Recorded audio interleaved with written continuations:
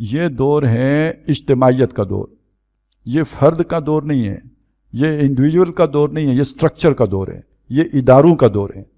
اگر ادارہ کوئی ریاست کا ادارہ، ریاست خود ایک ادارہ ہے، پھر اس کے آگے ادارے، اگر ریاست بطور ادارہ بحیثیت مجموعی غلط رخ پہ جا رہی ہو، آپ کا اپنی جگہ پہ اچھا بن کے رہنا ممکن ہی نہیں ہے۔ ہمارا دین ہے، ہمارے زندگی کے ہر گوشے کے بارے میں ہمیں رہنمائی دیتا ہے کہ نہیں دیتا؟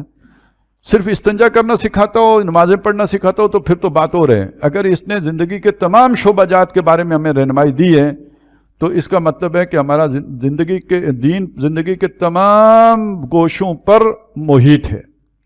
اب زندگی کے وہ گوشے کہ جو اجتماعیت کے جبر تلے ہیں، وہ انفرادیت جو ہے ان پر مؤثر ہے ہی نہیں، ان پر بھی جب تک دین غالب نہیں ہو جاتا اس وقت تک مجھے بتائیے پھر ایک فرد کیسے دین پر عمل کا پیرا ہو سکتا ہے؟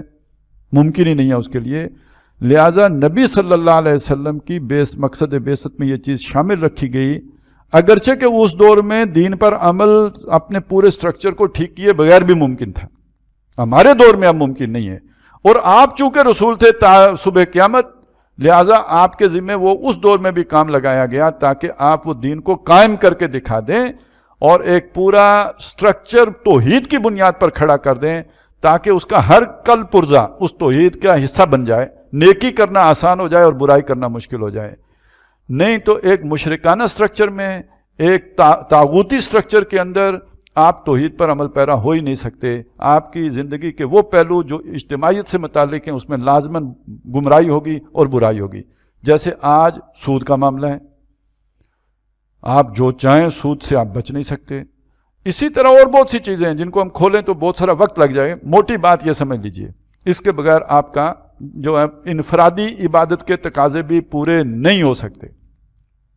ایک اور بات سوچ لیجئے، ایک علامہ اقبال نے کہی ہے، اس لیے میں آپ کو بتا رہا ہوں، عہد حاضر ملک الموت ہے تیرا کہ جس نے قبض کی روح تیری دے کے تجھے فکر معاش۔ جس بندے کی ضرورتیں پوری نہ ہوں، جو بھی آپ کا سٹرکچر ہو اتنا ظالمانہ ہو کہ آپ کی بنیادی ضرورتیں نہ پوری ہو رہی ہوں، ان لوگوں کے ذہنوں میں، سوچوں میں روٹی کی سوچ آئے گی یا اللہ کی سوچ آئے گی، آخرت کی سوچ آئے گی؟ وہ تو ہر وقت اپنی اسی سوچ، اسی چکر میں پڑے ہوئے ہوں گے۔ لہٰذا انفرادی زندگی کے اندر بھی کوئی ترفع نہیں ہو سکتا، کوئی بہتری نہیں آ سکتی جب تک کہ پورا سٹرکچر نہ ٹھیک ہو۔ ایک بات تو یہ ہوگی۔ دوسری بات سنیے، فریضہ تبلیغ بھی فرض ہو گیا، ذمہ داری توحید کی بن گئی۔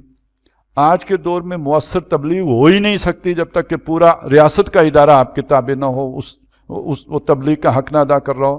لازم ہے کہ پوری ریاست کی سطح پر وہ تبلیغ کی ضرورت۔ اب دیکھیں نا، ہم یہاں پہ کتنے بندے بیٹھے ہیں اور اس وقت جو ریاست کے ابلاغی ادارے ہیں وہاں سے کیا نشر ہو رہا ہوگا؟ ابھی کل پرسوں جو سرکولر آیا ہے ایک لوکل ایڈمنسٹریشن کا، شاید ظاہر پالیسی تو وہ اسٹیٹ کی ہے کہ جی یہ فلانی سے فلانی تاریخ تک یہ سب کچھ بند رہے گا، تو گھروں سے باہر نہیں نکلنا چاہیے۔ یہ وہ ہم نے ذرائع ابلاغ کو ہدایت کی ہے کہ اس دوران جو ہے وہ فلمیں زیادہ دکھائیں تاکہ لوگ گھروں میں مصروف رہیں۔ تو جناب آپ نے رمضان میں سنا ہے قرآن، اب جناب 10 سے 15 مئی تک جا کے دیکھیں فلمیں، تو زیادہ اثر کس کا ہوگا؟ یہ سارا دھل جائے گا، یہ سارا بہہ جائے گا۔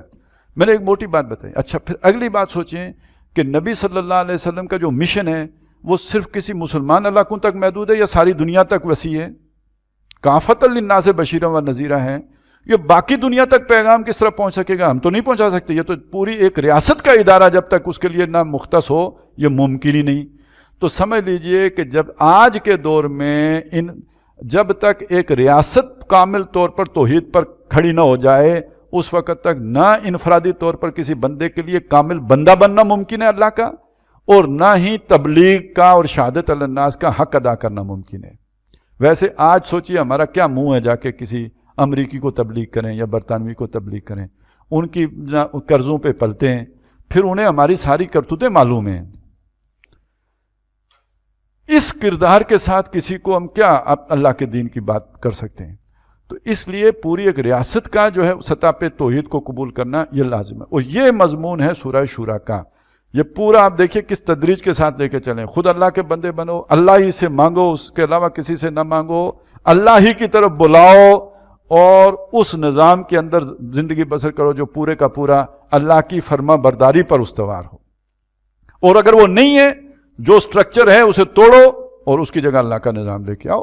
فق و کل نظام شاہ ولی اللہ کا نعرہ تھا. ہر نظام توڑ دو، یعنی جو غیر اللہ کا بنایا ہوا نظام ہے اس کو توڑ کے اس کی جگہ پہ اللہ کا نظام لے کے آؤ. یہ آپ کی اس توحید کا تقاضا ہے.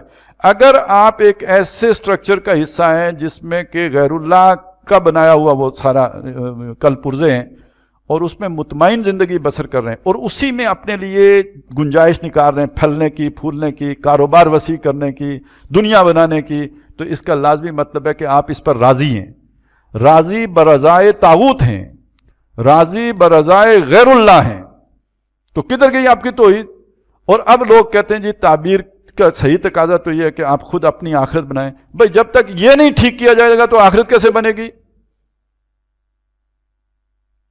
اس کو ٹھیک کرنے کی کوشش کریں گے کم از کم تو آپ کی آخرت کا بھی بھلا ہوگا، وگرنہ آپ کی آخرت بھی نہیں بن سکتی.